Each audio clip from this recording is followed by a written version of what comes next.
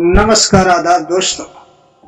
एक बार फिर मैं आपका दोस्त मोनू एक नई कहानी के साथ। आज मेरी कहानी का शीर्षक है ननद भाभी का रिश्ता। उस दिन सीमा के घर कई वर्षों बाद उसकी पुरानी सहेली टीना उससे मिलने आई थी। दोनों बातें ही कर रही थी कि थोड़ी ही देर में सीमा की ननद, जो कि किसी दूसरे शहर से आने ही वाली थी, वह भी आ गई। उसके आते ही सीमा के बच्चे बड़े खुश हो गए कि बुआ आई है और हमारे लिए हमेशा की तरह आज भी कुछ खाने को लेकर ही आई होंगी। फिर जब तक उनकी बुआ ने बच्चों को उनकी इच्छित वस्तुएं बैग में से निकाल कर दे नहीं दी, तब तक वे अपनी बुआ को घेरे खड़े रहे। यह सब टीना देखे जा रही थी।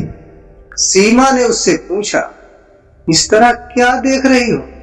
मेरी ननद बच्चों को बहुत प्रिय है। जब भी आती हैं बच्चों के लिए कुछ न कुछ विशेष तौर पर लेकर आती हैं। यही नहीं, बच्चों को उनसे पढ़ती भी खूब है, इसलिए बच्चों को उनके आने का इंतजार बना ही रहता है।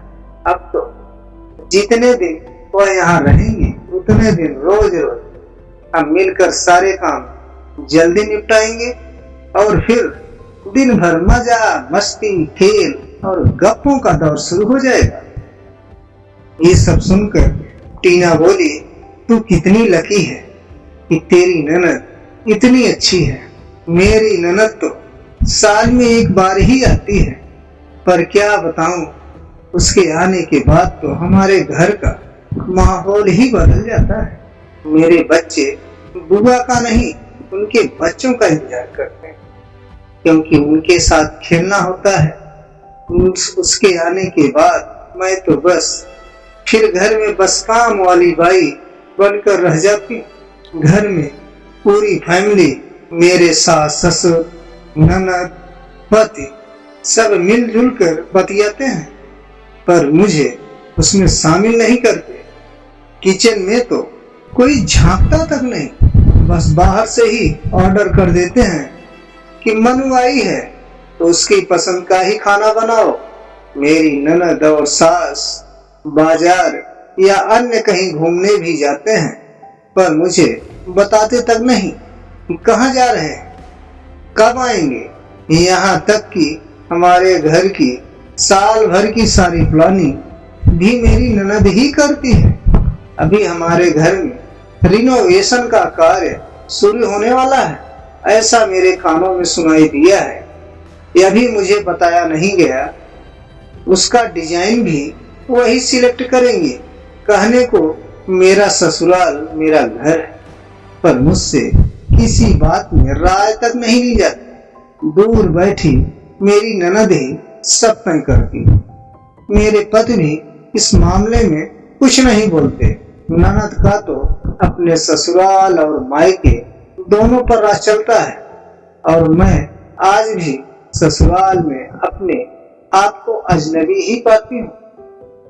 टीना की कहानी में तो शादीशुदा ननद ने घर में दखलंदाजी, पर दूसरी ओर रीना की कहानी सुनी। उसकी ननद घर में ही है। उसकी शादी हो चुकी थी, पर किसी कारणवश उसका तलाक हुआ और अब तो मायके में ही है। यहाँ तो हालात और भी गंभीर है, क्योंकि ननद के साथ सिंपैथी भी है, जिस कारणवश घर में रीना को तो किसी भी कार्य में कोई महत्व दिया ही नहीं जाता है। ऐसा कई घरों में होता है। जब बेटी घर में हो तो बहू को अनदेखा किया जाता है, उसे कभी सराहा भी नहीं जाता। और तो और कोई बहू की तारीफ कर दे तो सास यह जरूर कहती है कि मेरी बेटी भी कुछ कम नहीं। पर ये औरतें या क्यों नहीं समझती कि आखिर बहू या भाभी भी एक इंसान है। कभी कभी उन्हें भी लगता है कि ससुराल वाले हमें बेटी जैसे भले ही ना समझे, कम से कम घर का एक सदस्य समझकर कुछ तो अच्छा बोल लें। पर ऐसा होता क्यों नहीं? शादीशुदा ननद हो या कुंवारी, अगर भाभी के साथ हिल मिल कर रहे और घर के मसलों में उससे विचार विमर्श करे, उसकी राय को भी महत्व दे तो कितना अच्छा। मनमुटाव भी नहीं होगा और रिश्तों में कड़वाहट भी नहीं है। कई ननद भाभियां ऐसी भी हैं जिनका एक दूसरे से इतना लगाव है कि कई बार ननद को अपनी भाभी की बात व्यवहारिक तौर पर सही लगती है और माँ का तर्क गलत तो अपनी माँ को समझाती भी है। वह सास बहू में भी मधुर सेब बनाने का सुंदर कार्य करती है और सहेली या बहन जैसी ननद भाभी को सर्वथा प्रिय होती है। पर कभी कभी कुछ घरों में उल्टा भी होता है, जहाँ भाभी बड़ी अकड़ में रहती है और ननद यह सोचती है कि मैं अपने मायके जाऊं या नहीं। अर्थात ननद का व्यवहार सौम्य हो तो भाभी का भी व्यवहार वैसा ही होना चाहिए, क्योंकि ताली तो दोनों हाथों से ही बजती है। किसी भी रिश्ते में मधुरता तभी आती है जब दोनों तरफ से खुशबू बिखरी। ननद और भाभी दोनों ही पूरे विचारों वाली होनी चाहिए, तभी परिवार में खुशहाली आती है।